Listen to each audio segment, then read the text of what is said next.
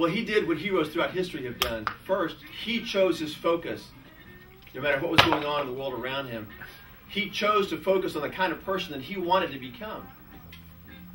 And then he chose his beliefs. He said, you know what? I can do that. And not only can I do it, but I'm going to do it. And nobody's going to stop me. And finally, he saw inspiration from without, but he found his calling from within. And that's the cool part. So if you've never done this, I want to encourage you to get by yourself somewhere and do some soul searching and try to find that thing from within that's longing to get out, longing to express itself, and longing to share itself with the rest of the world. But there's a problem with that, because a lot of times when we look inward, we don't really see anything or hear anything, right? Or even worse, sometimes we hear conflicting voices, do this, do that. Sometimes when we look inward, all we see is this inner fuzz. In fact, when I try to look inward, all I see is navel fuzz. That's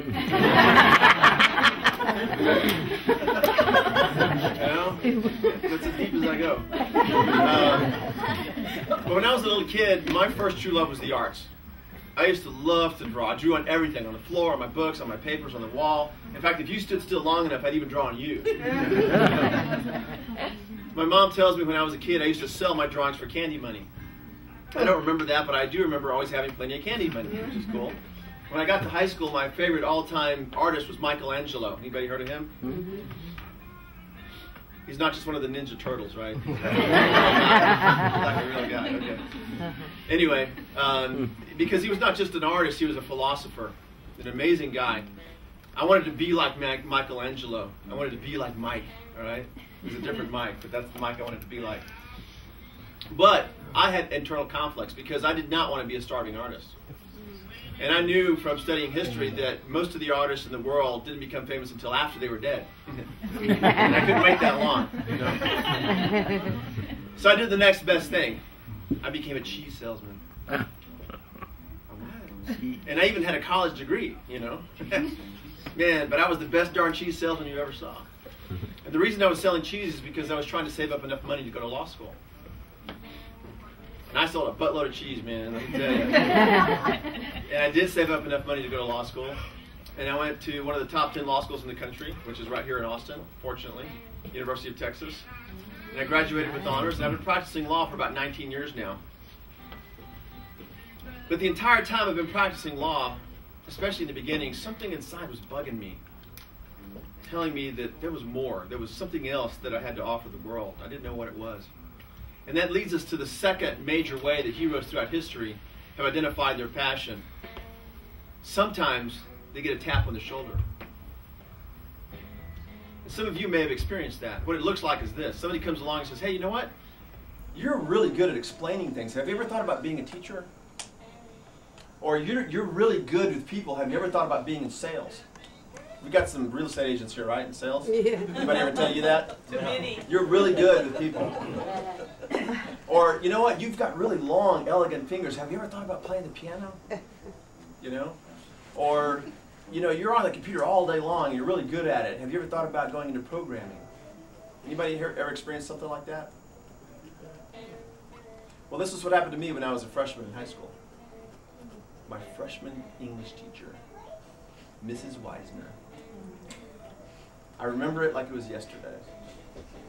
She stood at the front of the class and she assigned us a 5-paragraph essay. 5 paragraphs? Are you out of your mind? She might as well have asked us to write the entire Harry Potter series. So I went home, wrote down a few words and scratched them out, and wrote down a few more words and scratched them out, and crumpled up the paper and threw it out. And kept writing and kept struggling. And after a few days, I finally came up with 5 lousy paragraphs. And I turned to bed. And the next week, Miss Weisner stood at the head of the class and with her glasses perched at the edge of her nose, said, I have your papers. And she began to go around the classroom, putting our papers face down out of mercy, right? One at a time. And she walked around the classroom. And I was sitting in the corner watching her, shaking like a leaf, because I knew that she was coming to me. And when she finally got to me, she put my paper face down, and she looked me straight in the eye and said, young man, you are going to be a writer one day. She's talking to me? And I slowly lifted up the corner of the paper, and I saw an A+. I'm like, did she read this thing? I'm going to be a writer one day? But hey, she's the expert. Maybe I'm going to be a writer one day. And that awakened a passion within me for writing. And from then on, I started writing in a journal every day.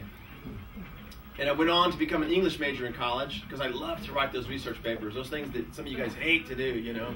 I used to love that and write short stories. And after I started practicing law and started doing the research for this book, it took me 10 long years, and it was a hard struggle. But the entire time, I can remember hearing Miss Weisner's voice in the back of my mind. You're going to be a writer one day. And I thought, maybe I'm going to be a writer one day. The book came out a couple of years ago, and it won several awards. It won the International Latino Book Award. It's now in every bookstore in the country, and it's even selling around the world. And when I think about these things, I'm humbled and I'm honored. And I look around and I wonder, Mrs. Weisner? Is that you? Did they read this thing? But that's the beauty of the people that come along and give us a tap on the shoulder. And so I urge you to be open and sensitive to those tappings. But some of us are more thick-skinned than others, right? And that's why sometimes it takes a brick. Let me tell you what I mean by that. Sometimes we'll be walking along through life in one direction and something will hit you so hard it forces you to change direction in life, right? And this is what happened to Lance Armstrong.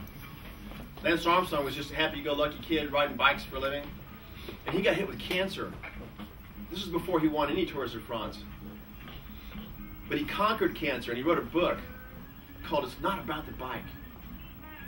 And he very easily could have said, it's not about me either. Because before he became famous, he started a cancer research foundation right here in Austin. And I remember riding in the very first Ride for the Roses, what they called it back then, to raise money for cancer. I'd never ridden very far in my life, but I said, you know what, I'm going to go help Lance fight for the cause, and I took my mountain bike, and with all my might, I rode 10 whole miles. Can you believe it? I was like, whew, man, I did it. For me, that was huge. And since then, I've gone on to ride from Houston to Austin about 4 times for the MS 150. Anybody here ever done that? Yep. 180 miles. Pretty cool. Wow. Anyway, but Lance Armstrong got hit by a brick. And he made a critical choice because, you see, he could have let that brick weigh him down. But the critical choice he made was to turn that brick into a foundation, a platform from which he could stand up and shout his message to the masses. And Lance Armstrong's not a religious guy. A lot of people said, well, that was divine intervention. It was a miracle. It was this or that. And Lance Armstrong acknowledges that it was a miracle, but he doesn't know where it came from. He doesn't know where his calling came from. In his book, he says this. He said, if I were religious, I would say that cancer advocacy is what God would like me to do. But I'm not religious. So I'll just say that that's what I have the opportunity to do. And that's what I'm designed to do. Something similar happened to a lady by the name of Candy Lightner, who was a single mother. Her only daughter was killed by a drunk driver. And for years after that, she was depressed, disillusioned, and bitter at God and bitter at society. And one day she woke up and said, you know what? If this happened to me, maybe it happened to other people too. And she formed an organization called Mothers Against Drunk Driving. It's called MAD. And she made a critical choice to turn her brick into a platform from which she would stand up and shout her message to the masses. And her message was, let's stop this madness. Let's stop killing each other's sons and daughters and husbands and wives. Let's get this thing under control. And because of her advocacies, there's no telling how many thousands of people that she's saved. And I don't know where you guys are in life. I don't know what's happened to you. I don't know what bricks you may have experienced. But I can tell you this. Today you have a critical choice to make. And that is, are you going to let that brick weigh you down for the rest of your life? Or are you going to use it to build a platform from which you stand up and shout your message to the masses? That's your critical choice to make.